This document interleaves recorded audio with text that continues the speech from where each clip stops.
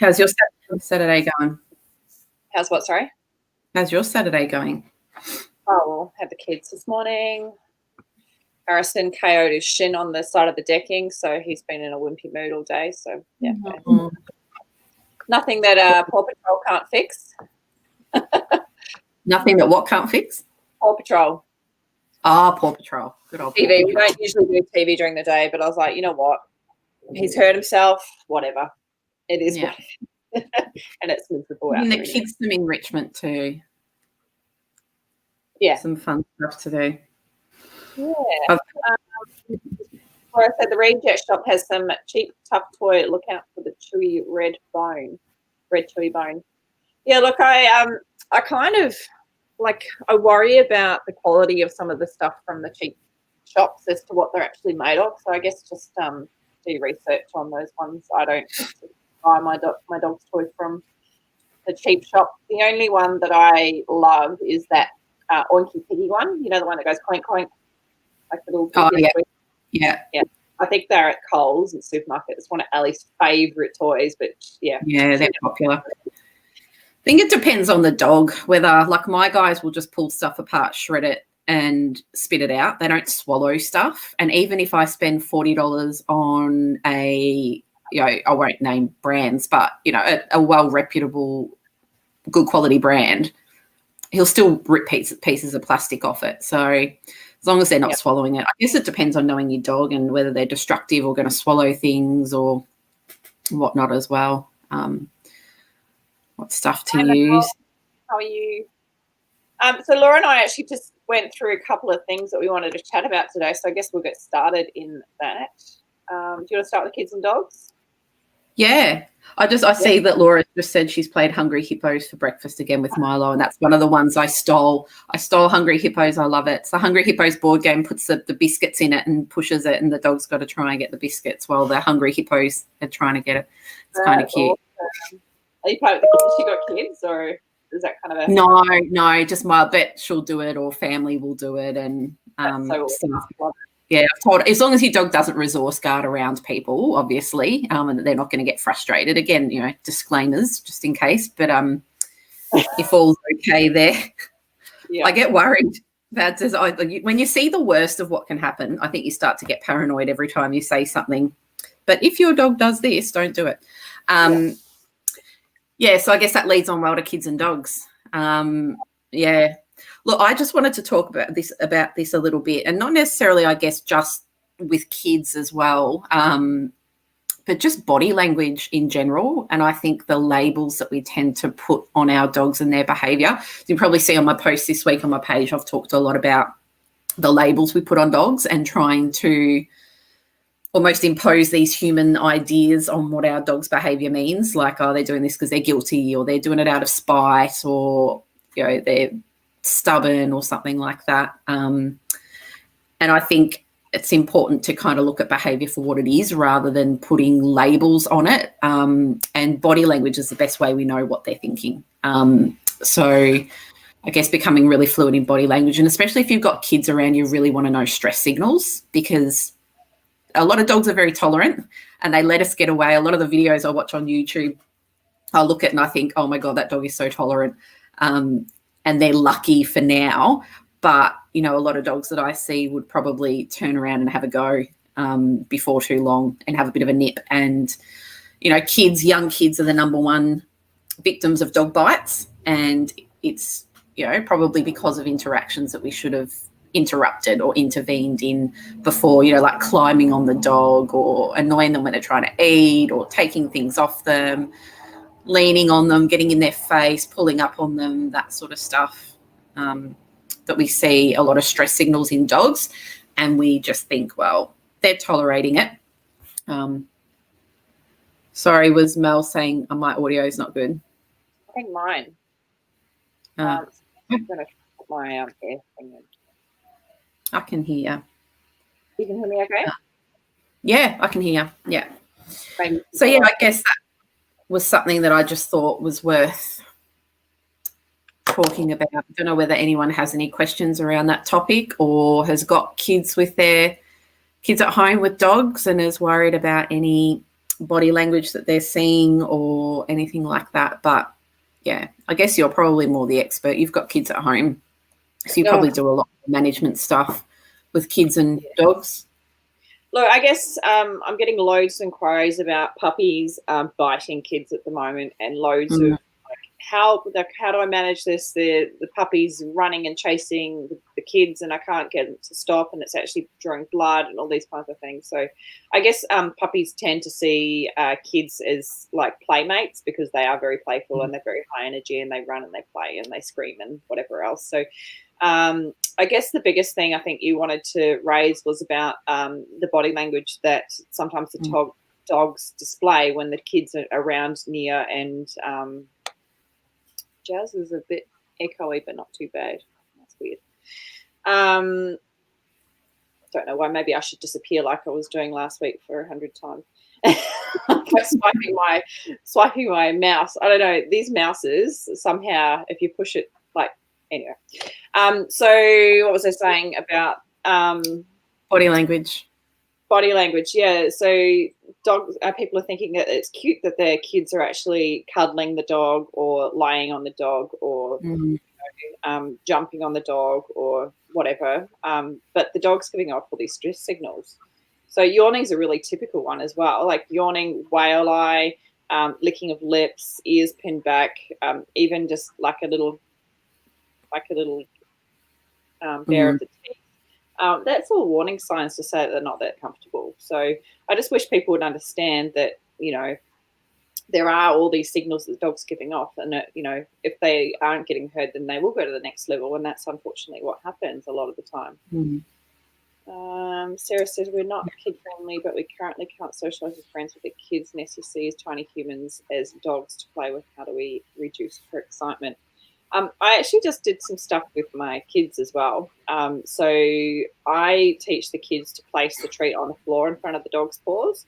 So then the dog's not jumping up to get the treat from her. She's only 2. So, but she was doing lots and lots of sits this morning. So I was getting Nikita to get Ellie to sit, and she's going, shit. shit. Yeah, I love watching kids try. And Ellie's got her, she's sitting down, and then I get Nikita to put the food right bang in front of her 2 paws on the floor. So then the dog's not going to jump at the child, but also the child's learning to calmly place things instead of throwing or snatching their hand away because they, you know, scared of the dog licking or biting them. So the calmer you teach your child to be around the dog, the calmer the dog will become. If your kids are really high energy as well, usually the dogs tend to feed off that too. So I think there's a lot of there's loads of information on the net, and myfamilydog.com, I don't know if you've discovered that, but it's a really great resource for families. It's an American website, but it's got loads of information and videos on canine body language and what not to do with dogs, like don't cuddle them, they don't like hugs, all that kind of thing. And at the end of the day, it's common sense. Like, dogs don't like to be confined or held. Some do, but most don't. Like, Ernie doesn't like cuddles, and he doesn't like some kids. So I actually am his voice. So if a little kid comes up and says, can I pat your dog? I'll say, well, actually, no, he can't, because he's a little afraid of new kids. He loves his kids, but he doesn't like new kids. So if you say his name and he comes over to you, then yes, you can pat him on the white spot on his chest. Because I don't like kids patting him on his head because he shies away, or he might, like, you know, show his teeth a little bit. And like, at the end of the day, if he wants to be petted, he'll go to you. But if he doesn't, then he'll try and get away. And getting away is better than, Yeah, and I think that consent test is really important, isn't it? Like you just said, yeah, because if people come up and say, oh, can we pat your dogs if they've got kids? I'll say, oh, if my dogs come over to you, if you call them over or if you ask for a sit, that sort of stuff. So they're invited over for that interaction, and knowing what your dog's like and what they don't, you know, say, well, don't pat them on the head. You've almost got this little target on Ernie's chest that you can say you can target that spot for a pat. But yeah, you want your dogs to kind of move away if they're not comfortable. So having that invite is really important as well. And I think you touched on a really good point too, where like the more reliable training that you've got with your dog. So if they're really bomb-proof with doing a sit really reliably with you, then when a kid's asking them, like you're saying, the kid is kind of going shit instead of sitting and hands are flying everywhere. Like, kids are going to be sloppy, for want of a better word. When they're cueing, the verbal signals are going to be all over the place. Their arms are going to be all over the place. So if your dog's really reliable with those behaviours first, it's going to help for them to offer. Also, getting the adults to teach the dog what the behaviours are, and just even having the adult in the background cueing with a visual signal. If the dog's really solid with that, then you can kind of back it up with the kids saying behind their back. But yeah, look, it's I guess Ali's quite used to putting bum on the ground equals a treat. So and same with Ernie. Like, I actually think Ernie's put on weight since the kid's been home for the last 6 or 8 weeks because I caught the kids with a sandwich and oh dear, poor Ernie. Yeah. Not your fault, is it, buddy? No, he's not going to say no to a peanut butter sandwich. I think having a layer of safety is really important too. So if you don't have them on lead, then things like a baby gate's really great. I will get my owners to get their kids to train the pup over a baby gate. So if they get scared or they flinch or they scream or they move back, the pup's less likely to jump up. Well, they won't physically be able to reach them. You've got that protective gate as well. So if the pup does jump up or reach it there to get the food out of their hands, they're protected. So they've got that layer of safety if the pup does jump up or go to mouth or get excited. So, safety is number one. Have a baby gate, have them on lead, be holding their collar or something like that so they can't jump up and scare them.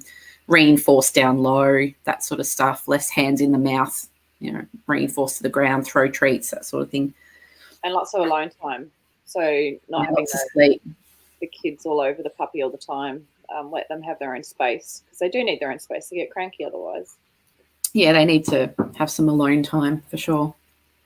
So how can we reduce Nessie's excitement? Lots of conditioning. Just basically go to the playground. You got a playground around the corner from your house, Sarah. So if you go down to that playground and just sit at a distance and just maybe take a mat or something for Nessie to lay down on and just get her into some looking at the kids, and then you mark her for looking at them and not doing anything. Or, if you think, you'll actually find that she starts to look back at you as well to go, oh, they made a noise. There's also an app that you can get, the Soundproof Puppy app, which has got kids playing at playgrounds, which is really helpful because then the sound stimulus is there before the actual visual stimulus, and I think that sometimes helps as well to hear the noise and get conditioned to the noise. It's nothing significant. But also creating that distance between children coming towards you with a pram or a scooter or whatever, just like scatter heaps of food, redirect it, all that kind of thing, to be less excitable. But like I said, the less excitable the kids are as well. So if you find someone with a child that's pretty, clued on with dogs and things, and your dog's not going to physically jump on them or, knock them over or anything, then, the dog will find it less exciting for the humans. So hope that helps. Turtle is quite jealous of Thea, so he's on lead while the baby's here. Starts crying, whining, then Thea cries. Is what I think is very excited around her. So taking precautions and doing a lot of positive reinforcement to calm on your bed styles and letting him sniff when she's been. I even bought a muzzle for him to be able to go off lead eventually, just reinforcing good stuff. Cool. Yeah, so Mel's sister's had a baby, and Turtle was my little guy that I pulled out of the Lost Dogs home many years ago. And he also had some fear issues, and he was a little worried about certain things, and he would usually go rah, rah, rah, rah, and then retreat. So get away. But now he's got a little human in his life, so she's managing that best a very good way actually by lead and nearby, but allowing him to smell where the baby's being so he knows what it is. So that's pretty cool. It's reassurance. What else are we going to talk about today? Do you want to go on to puppy biting from here? I think we kind of covered that. Management, using the ouch, like really loud though. I'll freak my dogs out if I do that. But if your puppy's biting at you, sometimes it makes it worse and sometimes it makes it better. So sometimes puppies will get a fright and they'll stop, and that's when you say, good dog, I prefer that you don't bite me, stop. Rather than no or grabbing its snout or smacking or anything like that doesn't work.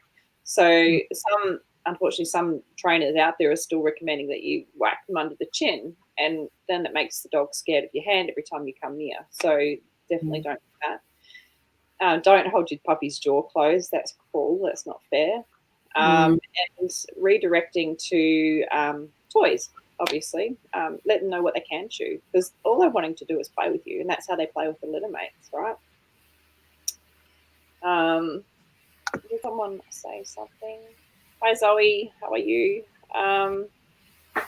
So yeah, basically with puppies, they explore their world through their teeth. So that's how they sort of figure out what's going on, what's soft, what's hard, where other people have been, and that's how they play. It's also how they learn to inhibit their bite is through biting. If they're not learning how to bite and they're not getting feedback from their biting, then they're going to continue to bite, and they'll bite hard. And that's where the blood drawing starts to come into play as they get a bit stronger in their jaws. Their teeth start to come out. And you certainly don't want an adult dog biting you, do you? No. And that's cemented really young. So you really want to do a lot of that bite inhibition work. I mean, I think it's sort of before 6 months that gets pretty cemented in. So the more you can do that, the better. And even just being gentle around hands, things like hand feeding and, encouraging them to be really soft around your hands so that, that's what gets access to the reinforcers. Not rough housing, things like that. Don't make your hands a toy. Don't, be really, really rough with them. And a lot of picking up. I tend to find pups are quite bitey, like your little small pups, if they get picked up and carried around a lot, because they just get annoyed. So they'll learn to kind of mouth and nip as a way of avoiding it. So they can be using it to avoid a lot of stuff too. So just be careful about what your hands mean. Because they bite you and you let them down, so you're reinforcing that that's what they want. So catch them before they start the nipping, and then pop them down before it happens is the way to avoid that. So if you pick them up and then you use your gotcha, give them a treat, pop them back down, then they're not associating that with a negative handling experience either. Because it is important that you can pick up your dog, and they're not going to mouth or bite you or squiggle around and try and get out of your hands. Yeah. Especially if you've got a little dog, you want to be able to lift them in and out of places and take them and things like that, lift them up. So but the biting of hands and treats. I actually teach this at puppy school. So I've got some sausage here because I'm doing class afterwards. But a big treat, a nice soft treat. So you have it in your hand just between. Sorry, my fingers are beaten up because I KO'd myself with my coffee machine. The corners are like stayed still. I was cleaning the bench and went whack. Wow. So it's not dogs. Sorry, I'm not getting bitten by my dogs. So hold the treat between your thumb and forefinger, and if the puppy is licking at it, then squeeze a bit off the end. So this is really squishy, so you can squish some off. Put that down there.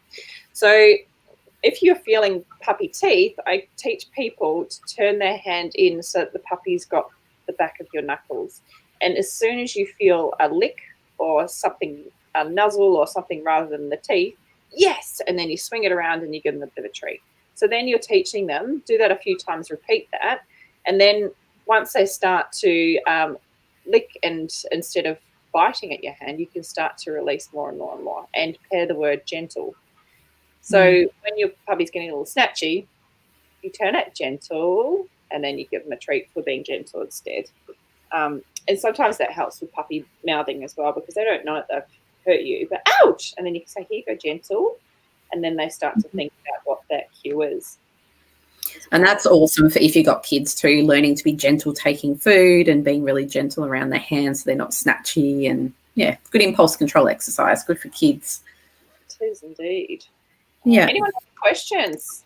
No, everyone's quiet today. Very must quiet. be bed or something. Normally got heaps of questions. Enjoying the sun, but it's a bit yucky out there, a bit cold and wet, so that's all right. Do you want to go on to the D word or the B word?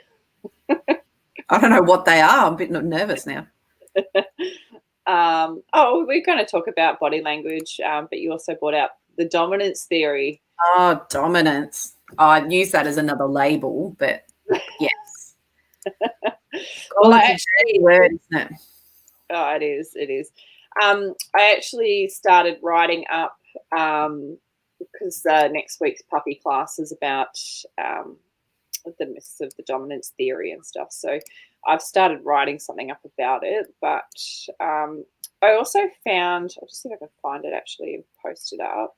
I actually found some of Dr. Sophia Yin's stuff, and there was a really good flyer on the dominance theory.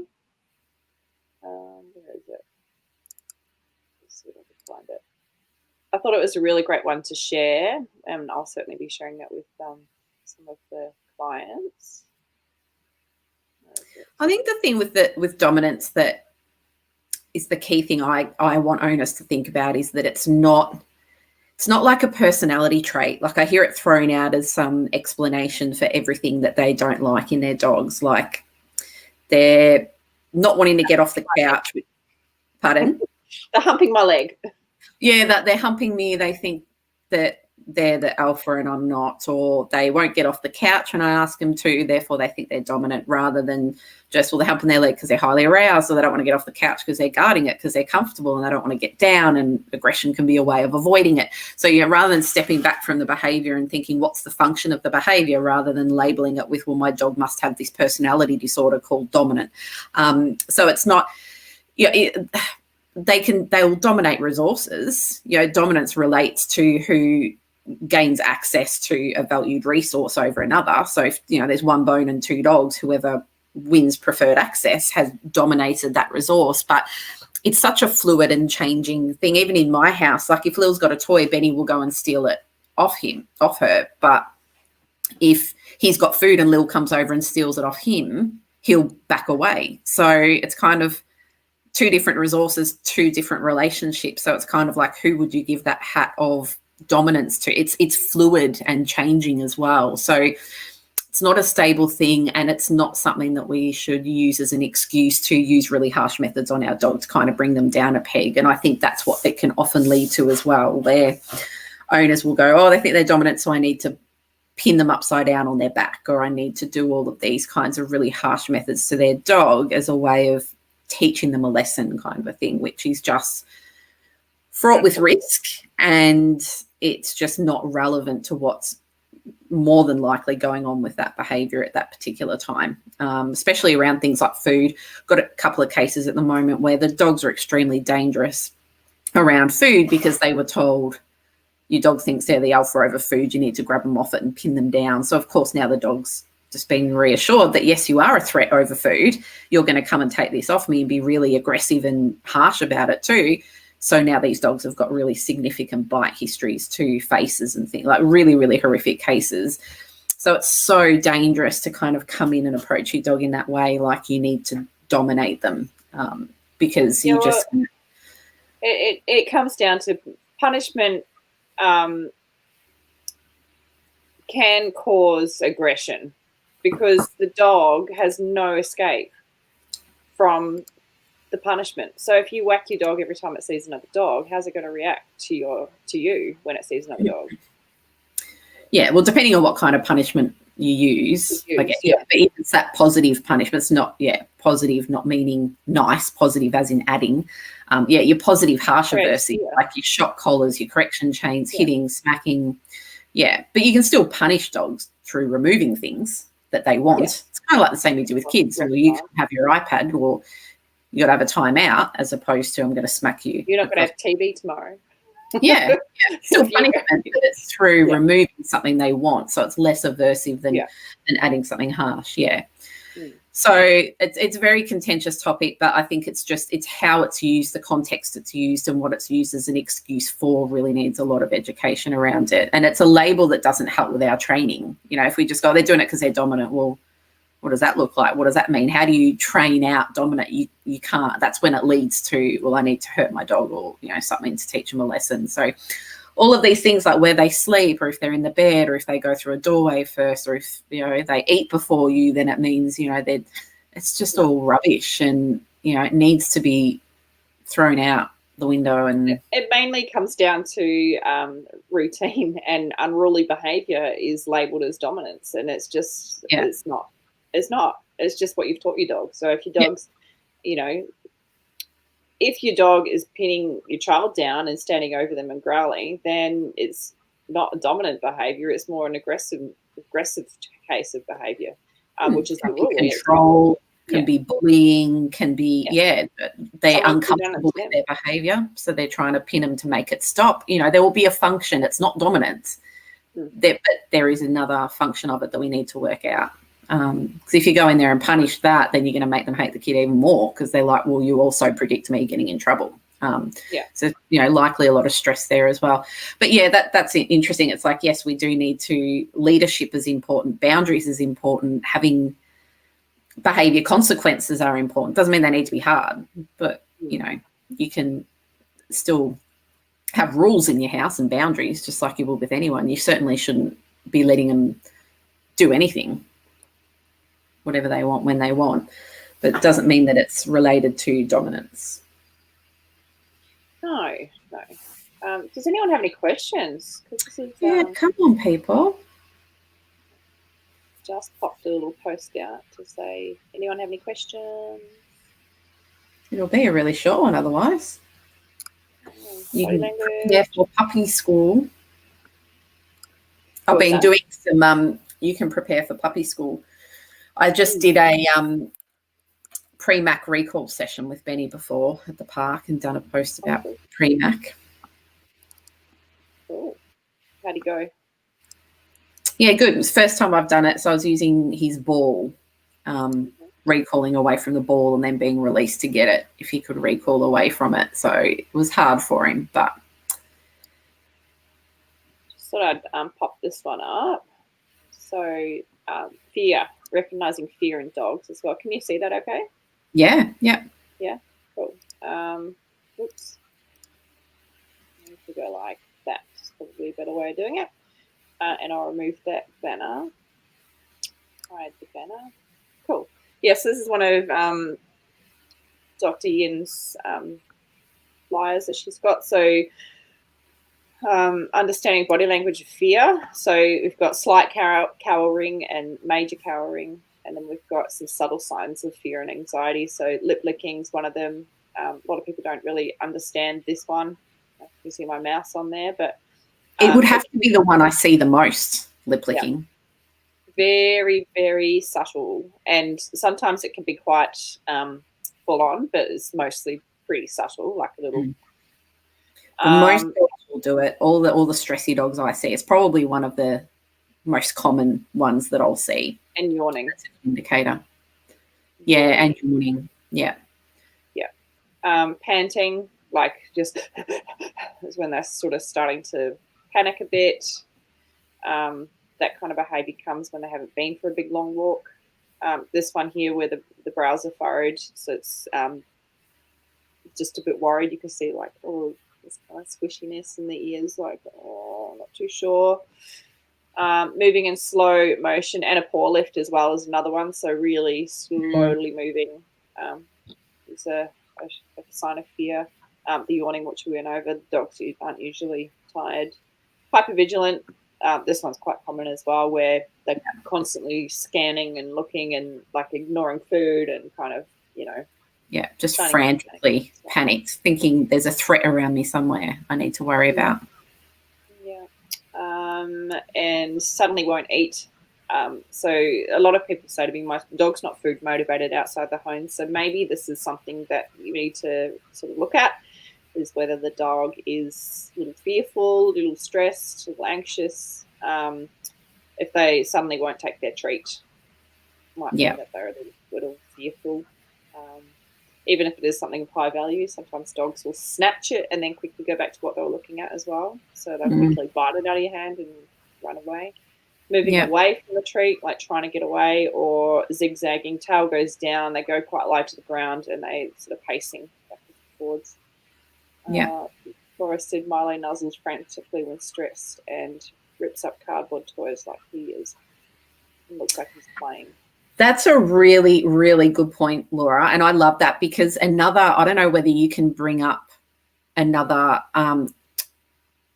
image for me from there, Jazz, but the vet behaviour team handouts are my favourite, and they've got one for hyper arousal. And hyperarousal is something that I see a lot, but is misinterpreted as play or excitement and stuff. So dogs will kind of have that fight, flight, freeze behavior, but that really, it's a stressy kind of behavior, but it's when they're just way too overstimulated and hyper aroused and they're not coping with everything going on. They'll do these displaced hyper arousal kind of behaviors, and it's things like destructiveness, shredding, jumping up on you, mouthing you, biting the lead. They're sort of all your hyper arousal behaviors. So if your dog's kind of getting really frantically destructive and shreddy, that's another one that I'll see a lot. Benny that's how Benny shows it. He doesn't tend to do this hyper vigilant, turning away, tail tucked. He gets hyper aroused and he'll jump and mouth and get really sort of, hyper as his way of coping when he's not coping with too much sensory stimulation around him. So really good pickup, Laura, because a lot of people would say, like you said, it looks like he's playing. So it's, they're just playing, but they're not coping. They're too overstimulated and they're trying to look for a way to kind of get that behavior out of them. So yeah, that's fiddle, but there's one called hyperarousal as well. There's all of these. Wow. They're really, these are actually really well illustrated too. Yeah, the vet behaviour team handouts are really, really good. So they've got the fight, flight, fiddle behaviours, but they've also got one that's hyper arousal. And I share that a lot with clients because a lot of the behaviour, mounting is another sort of over arousal one. The shake off is another one, typically kind of post stressful event.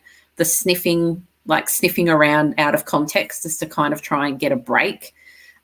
Licking the face is one I see a lot with kids when they're not coping with the interaction. They do this really active appeasement.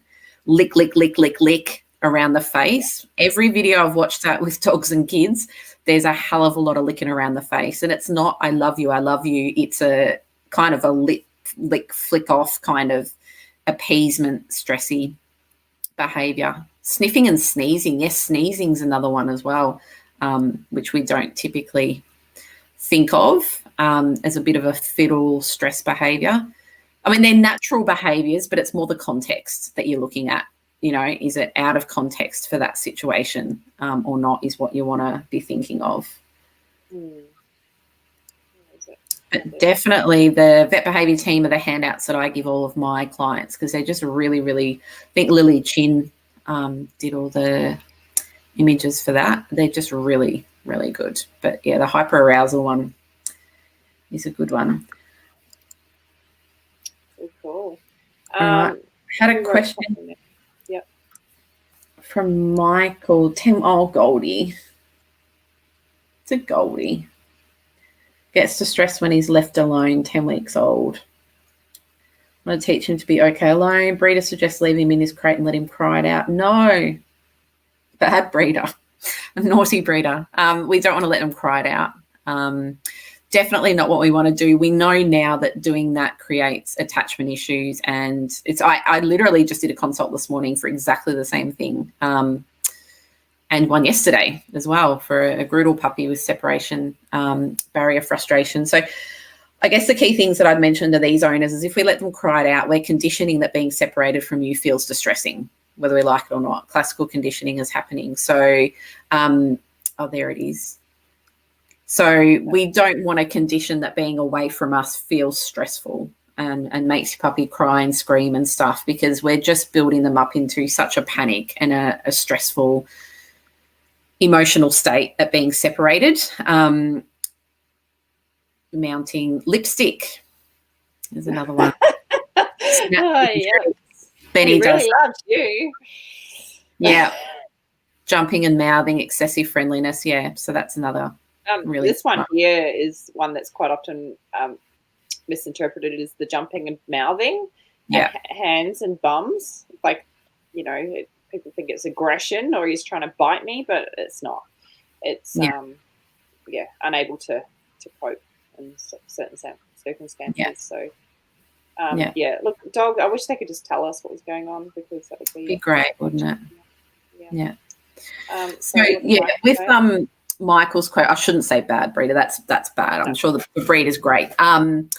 I think it's just one of those things where we did used to do the cried out, and the reasoning behind that was that I guess we didn't want to think that we were reinforcing the crying, scratching behavior by letting them come back out when they were doing that behavior. So that's, I guess, where that learning side of things came from. And it's definitely something that gets recommended a lot, but we do know now that it can actually make things worse. It's just flooding, I guess. And you can get like 50-50. They could just shut up and then you get away with it, and the dog learns, well, that doesn't work, or it can create more separation issues. So it's more of a risky process to do. It can cause more distress at separation, and then they might want to avoid going into their playpen or avoid going into their crate because they learn that you're just going to put them in there and then they're going to scream and cry and not get let out. So you can create more issues. It's quite risky. So I guess 10 weeks is totally, they're just new to your home. They've just left all their family and litter. They're getting used to being in a new home. They're building attachments with you. It's really quite a new, stressful experience. So we want to gradually get them used to being alone, really, really gradually. And that's where your enrichment comes in. So feeding them out a lot of enrichment toys, having them really enjoy being in that area, staying nice and close to them so that you're not really far away from them, helping them settle in there. Have a playpen really close to you, pop them in there when they're already going to be tired. So give them some exercise and play first, and just pop them in there for short durations with food puzzles and treats and things like that. If they do start crying and getting upset, if they're getting really panicked, I'll kind of go over and help them settle. And then when they're settled, maybe let them out to have some time outside. But you don't really kind of want to let it go on in a really panicked, distress cry, because it really runs the risk of making it worse. I understand why breeders and stuff will say that, because you don't want to reinforce it, but we don't want them to get really upset and stressed either. So I don't know if you can see the crate behind me here. I just leave it open, so they have the option to go in and out while, I don't need them in there, but once they're in there, it turns into, I haven't actually used it for 2 years, but Ernie was happy to be locked in there the other day for 10 minutes without caring for anything. But I've also got the treat and train in there. I thought it was a good way of just reintroducing the crate to him, just, dispensing a treat when he was just laying down calmly. And he just pretty much lay with his nose on the dispenser anyway, so he just had to lick it. He didn't have to get up or anything. But the other thing I recommend for people with crate training is, especially because they're working from home, so if you need to get up and go to the toilet, you're only going to be gone for 3 or 4 minutes if you're a number oneer.